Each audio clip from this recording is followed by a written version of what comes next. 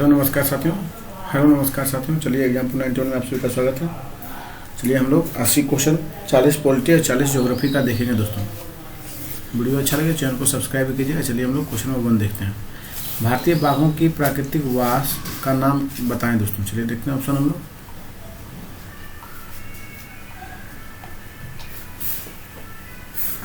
क्या नाम है दोस्तों बाघों का? देखिए बाघों का जो नाम है ये सुंदरबन है दोस्तों। क्या? सुंदरबन। चलिए क्वेश्चन नंबर 2 देखते हैं। कोदो, कोटली और सनावा किसकी स्वदेशी किस्में दोस्तों? कोदो, कोटली और सनावा किसकी स्वदेशी किस्में हैं दोस्तों? ये बाजरा की। किसकी है दोस्तों? बाजरा की किस्में। किसके? बाजरा की।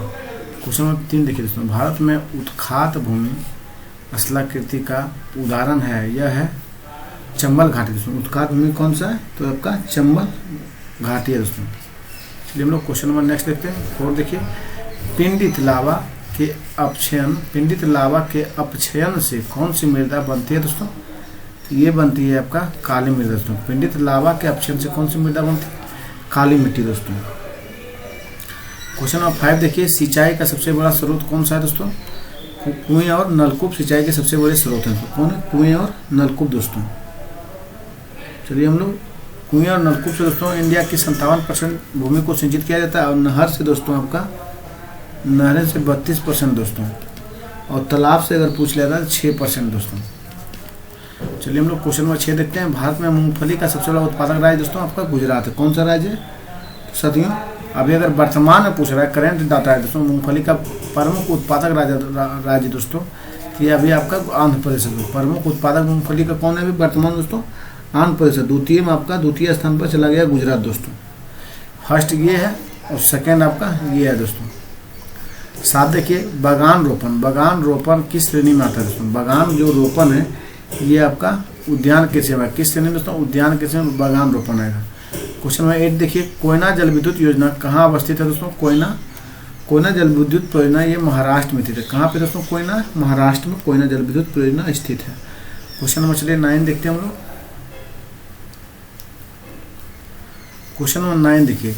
नीलगिरी में मेघ बकरियां पाई जाती है। नीलगिरी की मेघ बकरियां पाई जाती है दोस्तों।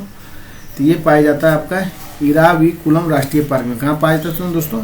नीलगिरी की मेघ बकरियां कहाँ पाई जाती है? इराविकुलम राष्ट्रीय पार्क में। क्वेश्चन नंबर 10 देखिए। भारत में रेलों के लिए ब्रॉड गेज का प्रतिशत कितना है दोस्तों? रेलों के लिए ब्रॉड गेज का प्रतिशत आपका 71% है। कितना है दोस्तों? 71%। क्वेश्चन नंबर 11 देखिए। किस प्रदेश में सिंचाई के लिए बनाई गई नहरों की अधिकतम लंबाई है दोस्तों? उत्तर प्रदेश में। किस प्रदेश में सिंचाई के लिए बनाई गई नहरों का अधिकतम लंबाई है? तो उत्तर प्रदेश में दोस्तों। क्वेश्चन नंबर 12 देखिए। मौसम और उसकी बनावट में परिवर्तन का कारण होता है दोस्तों। मौसम और उसकी बनावट में परिवर्तन का कारण क्या है? तो दोस्तों पृथ्वी के अक्ष का इसके कक्ष में समतल की ओर झुका होना दोस्तों। क्वेश्चन नंबर 13 देखिए। लघु ज्वार भाटा मीप पैदा होता है दोस्तों। ये पैदा होता है अर्धचंद्र के समय दोस्तों। कहाँ पे? लघु ज्वार भाटा पैदा होता है अर्धचंद्र के समय दोस्तों। क्वेश्चन नंबर 14 देखिए। चंद्रग्रहण होता है जब चंद्रग्रहण कब लगता है दोस्तों? जब पृथ्वी आ जाती है सूर्य चंद्रमा के बीच में दोस्तों। पृथ्वी आ जाती है सूर्य और चंद्रमा के बीच दोस्तों, तो चंद्रग्रहण लगता है। 15 देखिए। किस ग्रह की वर्ष की लंबाई सबसे अधिक होती है? किस ग्रह की वर्ष की लंबाई सबसे अधिक होता है दोस्तों? तो ये आपका होगा दोस्तों प्लूटो का। प्लूटो का जो लंबाई सबसे अधिक होगा। किस ग्रह की लंबाई सबसे अधिक दोस्तों? तो प्लूटो का दोस्तों। 248 वर्ष होता है प्लूटो का लंबाई दोस्तों।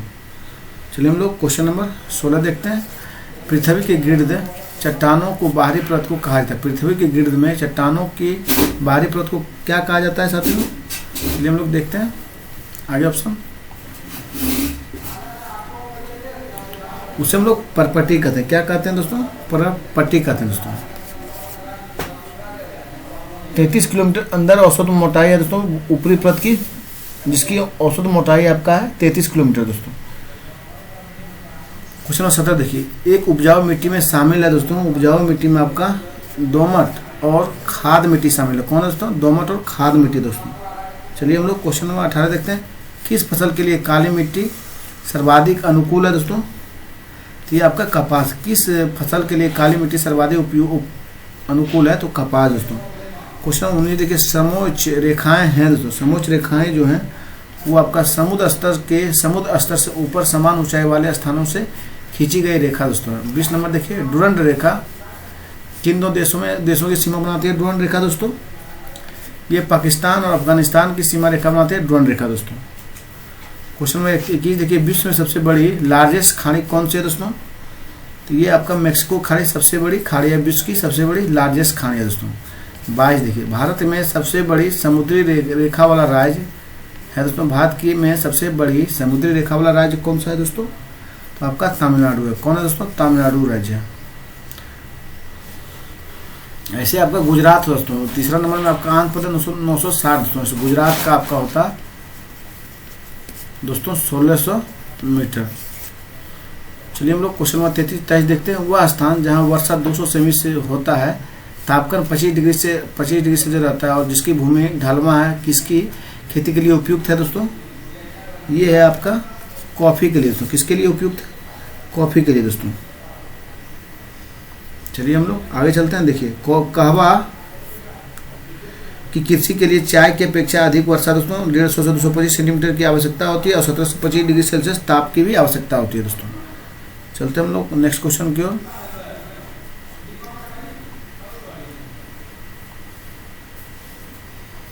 क्वेश्चन नंबर देखते हैं हम लोग 24 दोस्तों। 24 में ढक्कन दर्रा किनके बीच स्थित है दोस्तों? ढक्कन दर्रा जो स्थित है वो अंडमान और निकोबार द्वीप समूह के बीच स्थित है। कहाँ पे दोस्तों? अंडमान और निकोबार। 25 देखिए, भारत में लो एक्स का सबसे बड़ा उत्पादक राज्य कौन सा है दोस्तों? उड़ीसा आपका लो एक्स में सबसे बड़ा उत्पादक राज्य है दोस्तों। चलते हम लोग 26 देखते हैं। हीराकुंड परियोजना किस नदी की धारा को नियंत्रित करती है दोस्तों? तो महानदी धारा को नियंत्रित करती है हीराकुंड परियोजना दोस्तों। क्वेश्चन नंबर 27 देखिए, एक भूकंप का भूकंपी केंद्र स्थित होता है दोस्तों तो अधिकेंद्र के विपरीत दोस्तों। कहाँ पे होता है? पृथ्वी के अंदर। विपरीत नहीं होता, गलत है दोस्तों ये सब। पृथ्वी के अंदर और अभिकेंद्र के नीचे होता है। अभिकेंद्र के नीचे और पृथ्वी के अंदर दोस्तों। एक भूकंप का भूकंपी केंद्र स्थित होता है पृथ्वी के अंदर और अभिकेंद्र के नीचे दोस्तों। चलिए हम लोग आगे चलते हैं। क्वेश्चन नंबर 28 देखिए, पृथ्वी पर खारे जल और मृदु जल, खारे जल एवं मृदु जल का अनुपात है। यह कितना अनुपात है दोस्तों? 9.7 से 0.3 के अनुपात है। 9.7 से 0.3 के बराबर दोस्तों। 29 देखिए, निम्नलिखित में से मतलब 97% पानी दोस्तों आपका खारा है और 0.3% दोस्तों आपका मीठा पानी है। उसमें भी आपका 2/3 दोस्तों बर्फ है, ये भी ध्यान रखना है। चलिए 29 देखते हैं हम लोग। निम्नलिखित में कौन सा अवक्षेपण का एक स्वरूप नहीं है दोस्तों? अवक्षेपण का स्वरूप नहीं है तो कुहासा पड़ना दोस्तों अवक्षेपण का स्वरूप नहीं है। वर्षा है, हिमपात है दोस्तों। 30 देखिए, पार्थिव विकिरण वायुमंडल को कितना प्रतिशत गर्म करता है दोस्तों? पार्थिव विकिरण वायुमंडल को कितना प्रतिशत गर्म करता है? 80%। तो कितना करता है? 80% दोस्तों। चलिए हम लोग आगे चलते हैं। नेक्स्ट क्वेश्चन क्यों चलना? क्वेश्चन में 31 देखिए। 31 में क्या बोला जा रहा है? उष्ण कटिबंधीय पतझड़ी वन के एक वृक्ष को अपने पत्तों को इस कारण छोड़ देता है दोस्तों। तो जो छोड़ देता है वो दोस्तों ताप कर्म 6 डिग्री सेल्सियस कम होता है। उष्ण कटिबंधीय पतझड़ी वन में एक वृक्ष अपने पत्तों को इस कारण छोड़ देता है दोस्तों, तापकर्ण 6 डिग्री से कम होता है उसका। चलिए हम लोग क्वेश्चन नंबर 32 देखते हैं। रानीगंज कोयला क्षेत्र किस राज्य में स्थित है दोस्तों? ये आपका पश्चिम बंगाल में। कहाँ पे दोस्तों? रानीगंज कोयला क्षेत्र आपका पश्चिम बंगाल दोस्तों। 33 देखिए, मृत और सड़नशील कार्बनिक पदार्थ का अकार्बनिक मृदा पुष्टि कारक में परिवर्तित होना इसके द्वारा है दोस्तों। तो ये आपका अपघटकों के द्वारा। किसके द्वारा दोस्तों? डिकम्पोजर्स के द्वारा दोस्तों। चलिए 34 देखते हैं। टेपियोका और याम उपजाए जाते हैं। टेपियोका और आम दोस्तों, याम इसे बोलते हैं, याम उपजाए जाते हैं इस विधि द्वारा दोस्तों।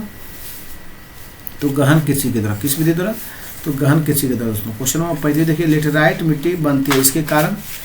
लेटेराइट जो मिट्टी बनती है दोस्तों वो आपका अपक्षयन के कारण लेटेराइट मिट्टी बनती है। किसके कारण दोस्तों? अपक्षयन के कारण। क्वेश्चन नंबर 36 देखिए, पृथ्वी पर सर्वाधिक गर्म स्थान कहाँ पाया जाता है दोस्तों? तो उष्णकटिबंधीय मरु क्षेत्र में दोस्तों। कहाँ पाया जाता है? उष्णकटिबंधीय मरु क्षेत्र यानी राजस्थान की ओर तो मरुभूमि क्षेत्र में अधिक तापमान पाया जाता है दोस्तों। 37 देखिए, किस प्रकार के वृक्ष मध्य अक्षांश वनों में पैदा होता है दोस्तों, तो ये होता है शंकुधारी और पतझड़ी वनों में। तो किस प्रकार के वृक्ष मध्य अक्षांश वनों में पैदा होता है? शंकुधारी और पतझड़ी वनों दोस्तों।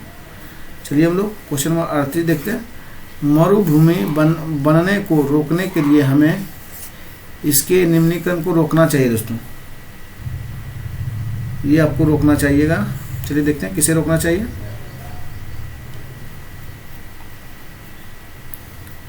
उपरोक्त सभी हो जाएगा। किसे रोकना चाहिए दोस्तों? वर्षा जल सभी को दोस्तों। चलिए देखिए, शिवालिक की दक्षिणी भाग, शिवालिक दक्षिणी भाग के क्षेत्र को कहा जाता है दोस्तों, शिवालिक के दक्षिणी भाग के क्षेत्र को क्या कहा जाता है दोस्तों? भाबर और तराई कहा जाता है। क्या कहा जाता है? भाबर और तराई दोस्तों।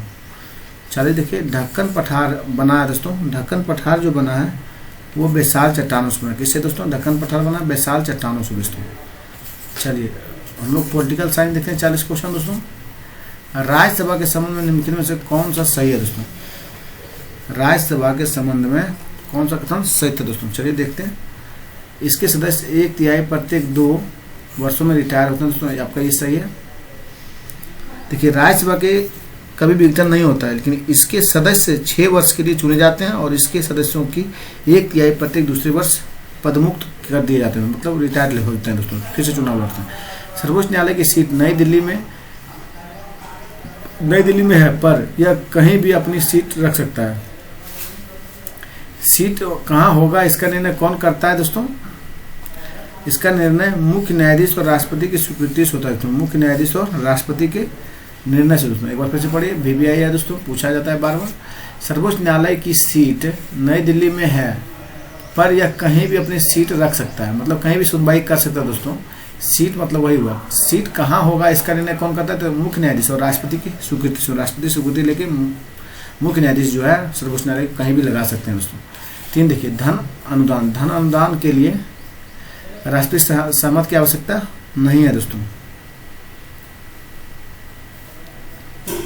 धन अनुदान के लिए राष्ट्रपति की पूर्व सहमति आवश्यक है दोस्तों। धन अनुदान दोस्तों, यहाँ दिया गया अनुदान, तो आपको राष्ट्रपति की पूर्व अनुमति की आवश्यकता होगी दोस्तों। क्वेश्चन नंबर 4 देखिए। 4 में क्या बोला जा रहा है? राष्ट्रपति अध्यादेश तभी लागू करते हैं जब संसद सत्र लागू नहीं होते। तो राष्ट्रपति तभी अध्यादेश जारी करते हैं जब संसद सत्र चालू नहीं होते हैं। नेक्स्ट देखिए, हम लोग आगे देखते हैं।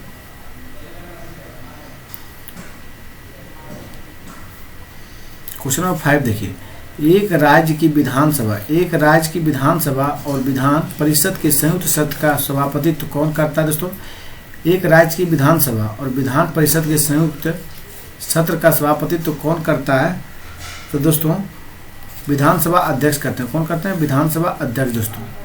क्वेश्चन नंबर 6 देखिए। संघ राज्य क्षेत्रों जिनकी अपनी कोई विधायिका नहीं होती है के लिए विधि का निर्माण किया जाता है। तो इसके द्वारा दोस्तों ये होगा आपका संसद के द्वारा दोस्तों। किसके द्वारा? संसद के द्वारा दोस्तों। चलिए हम लोग आगे चलते हैं। क्वेश्चन नंबर 7 देखिए। संघ राज्य क्षेत्रों का प्रशासन कौन करता है दोस्तों? संघ राज्य क्षेत्रों का प्रशासन आपका राष्ट्रपति अपने द्वारा नियुक्त प्रशासकों के माध्यम से करता है। संघ राज्य क्षेत्रों का प्रशासन कौन करता है दोस्तों? राष्ट्रपति अपने द्वारा नियुक्त प्रशासकों के माध्यम से करते हैं।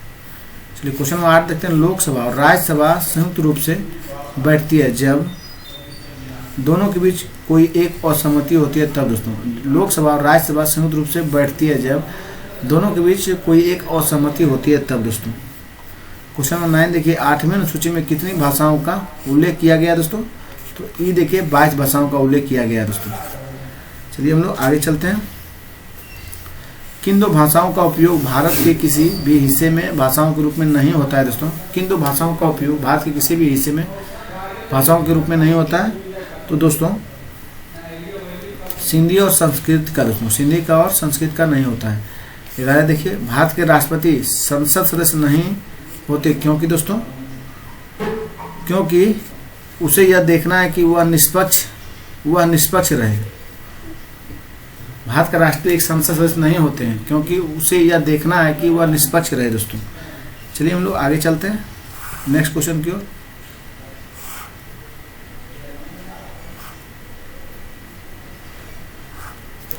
क्वेश्चन नंबर 12 देखिए। राष्ट्रपति द्वारा जारी एक अध्यादेश संसद के पुनः जुटने के बाद पुनः जुटने के बाद कितने दिन तक प्रभावी रहता है दोस्तों? तो आप लोग जल्दी से बताइए। 6 सप्ताह दोस्तों। फिर से देखिए, फिर से इसको पढ़ते हैं। राष्ट्रपति जी द्वारा जारी एक अध्यादेश संसद के पुनः जुटने के बाद कितने दिन तक प्रभावी रहता है? तो 6 सप्ताह तक दोस्तों। चलते हम लोग आगे चलते हैं।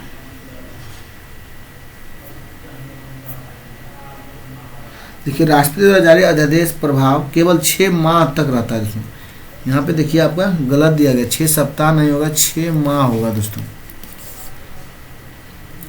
और 6 माह के अंदर अगर संसद द्वारा अनुमोदित करना आवश्यक है तो संसद द्वारा अनुमोदित किए जाने पर वह राष्ट्रपति की अनुमति प्राप्त करने पर अधिनियम बन जाता है। और यदि संसद के अधिवेशन के प्रारंभ होने के बाद पहले जारी किए गए अध्यादेश को संसद द्वारा अनुमोदित किए जाने के लिए 6 सप्ताह के अंदर संसद में पेश नहीं किया जाता है तो अध्यादेश प्रभावहीन हो जाता है दोस्तों। आपका 6 माह तब रहेगा जब संसद अनुमोदित करेगा दोस्तों। सिर्फ यहाँ बोला राष्ट्रपति द्वारा जारी एक अध्यादेश संसद के जुटने के बाद कितने दिन तक प्रभावी रखते हैं? तो 6 सप्ताह ही रहेगा दोस्तों। चलिए हम लोग 13 देखते हैं। मतलब किस चीज पर कर लगाने के लिए नगर निगम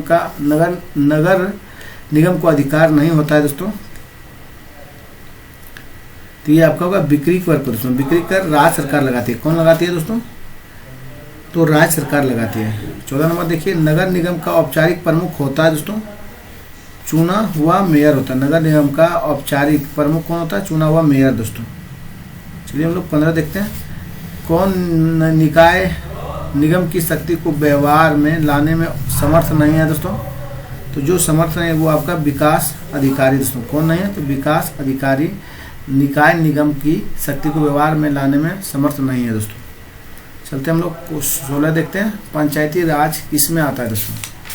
पंचायती राज आपका राज सूची का विषय किसका है दोस्तों? राज सूची का विषय है। क्वेश्चन नंबर 17 देखिए, कौन सा पंचायती राज की स्थानीय और स्व सरकार की 3 स्तरीय संरचना का संगठक नहीं है दोस्तों?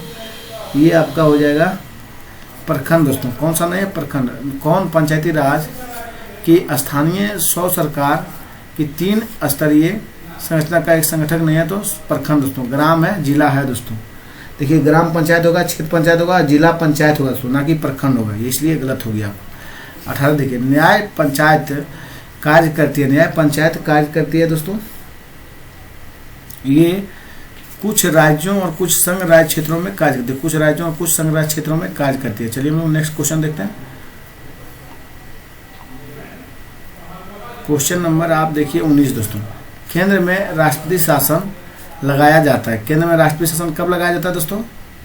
जब आपातकाल बाहरी या अंदरूनी के दौरान नहीं दोस्तों। इसके में केंद्र में राष्ट्रपति शासन लगाया जाता है जब कभी नहीं संविधान में इसका प्रावधान है ही ना दोस्तों। केंद्र में कभी भी राष्ट्रपति शासन आप नहीं लगा सकते। केंद्र में राष्ट्रीय शासन लगाया जाता है, कभी नहीं दोस्तों। संविधान में इसका प्रावधान नहीं है दोस्तों। 20 देखिए, सामान्य ग्राम पंचायत किसके प्रति उत्तरदायी नहीं है दोस्तों? तो देखिए, स्वच्छता, प्रसूति, बाल कल्याण इसके लिए है दोस्तों। ग्राम की सड़कों तालाबों का निर्माण के लिए भी है। कृषकों को वित्त देने के लिए भी आपका है दोस्तों, नहीं है दोस्तों। कृषकों को वित्त देने के लिए आपका सामान्य ग्राम पंचायत के प्रति उत्तरदायी नहीं है दोस्तों। ये स्टेटमेंट आपका गलत है। क्वेश्चन नंबर 21 देखिए, संसदीय लोकतंत्र का अर्थ क्या होता है दोस्तों? तो संसदीय लोकतंत्र का अर्थ होता है कि वास्तविक कार्यपालिका उत्तरदायी होता है विधायिका के प्रति दोस्तों। वास्तविक कार्यपालिका जो है उत्तरदायी होती है कार्यपालिका के प्रति दोस्तों। 22 देखिए, लोकतंत्र लोगों के द्वारा और लोगों के लिए एक सरकार, यह परिभाषा किसने दी थी दोस्तों?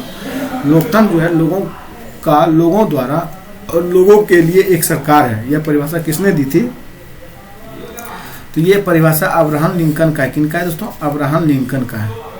क्वेश्चन नंबर 23 देखिए, लोकमत तैयार करने की सबसे शक्तिशाली एजेंसी कौन सा है दोस्तों? लोकमत तैयार करने के लिए आपका चुनाव है। कौन है दोस्तों? चुनाव। लोकमत तैयार करने की सबसे शक्तिशाली एजेंसी चुनाव है दोस्तों।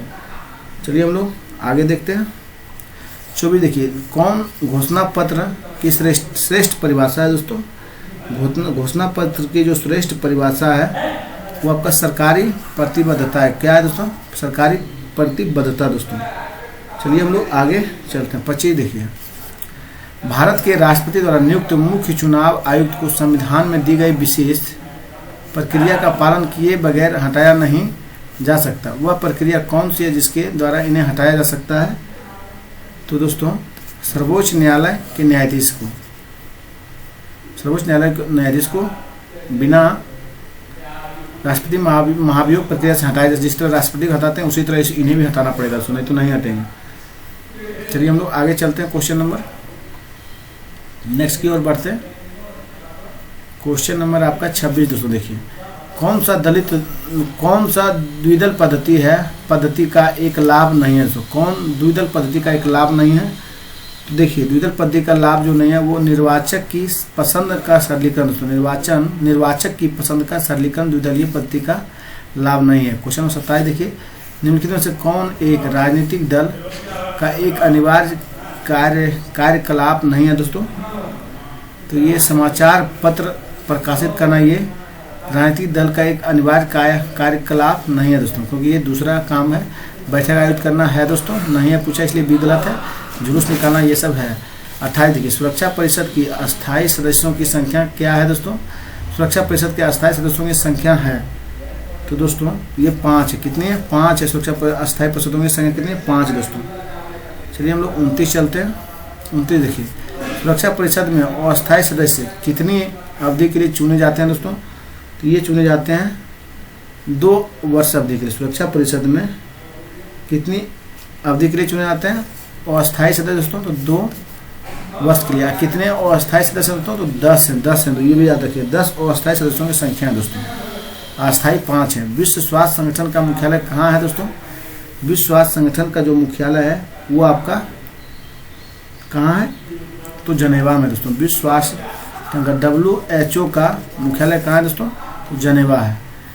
चलिए एक देखते हैं हम लोग, भारत की विदेश नीति किस पर आधारित है दोस्तों? भारत की विदेश नीति जो आधारित है वो आपका गुट निरपेक्ष पर आधारित है। किस पे दोस्तों? गुट निरपेक्ष विधि पे आधारित है।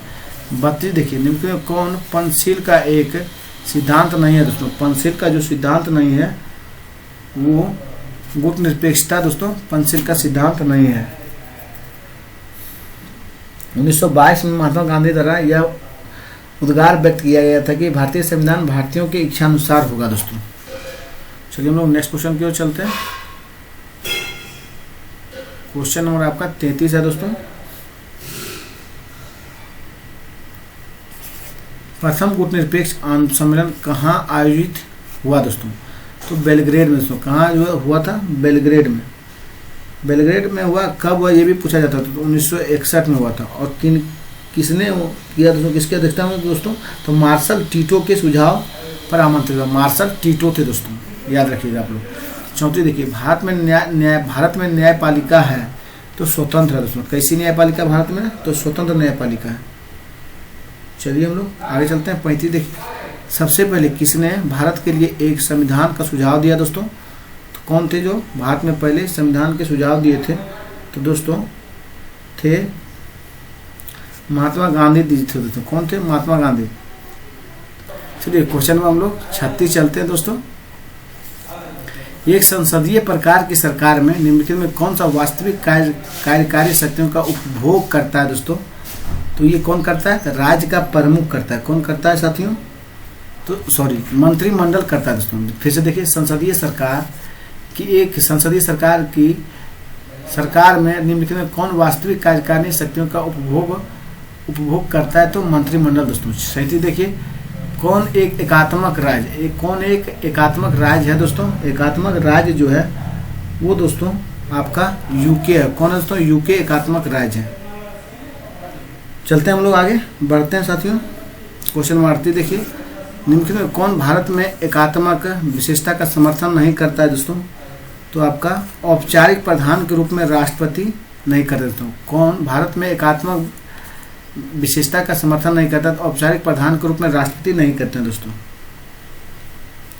चलिए हम लोग 39 चलते हैं। 39 में क्या बोला गया?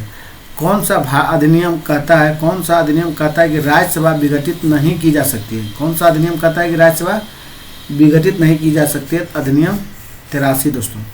चलिए हम लोग नेक्स्ट क्वेश्चन की ओर चलते हैं। क्वेश्चन नंबर 40 देखिए, राज्यसभा उपाध्यक्ष है दोस्तों। राज्यसभा का उपाध्यक्ष है तो दोस्तों राज्यसभा का जो उपाध्यक्ष है वो राज्यसभा के सदस्यों द्वारा अपने सदस्यों के बीच में चुना जाना। दोस्तों राज्यसभा का जो उपाध्यक्ष होते हैं वो किनके बीच से चुना जाते हैं? राज्यसभा के सदस्यों द्वारा अपने सदस्यों के बीच से ही चुना जाते हैं। दोस्तों धन्यवाद दोस्तों, आपका वीडियो यही कंप्लीट होता है। 80 क्वेश्चन आपको कंप्लीट करा दिया गया। वीडियो अच्छा लगे तो जरूर से जरूर चैनल को सब्सक्राइब कीजिए और पूरा सेट देखना है 20 दोस्तों तो प्ले लिस्ट में जरूर से जरूर जाके विजिट कीजिए दोस्तों। धन्यवाद।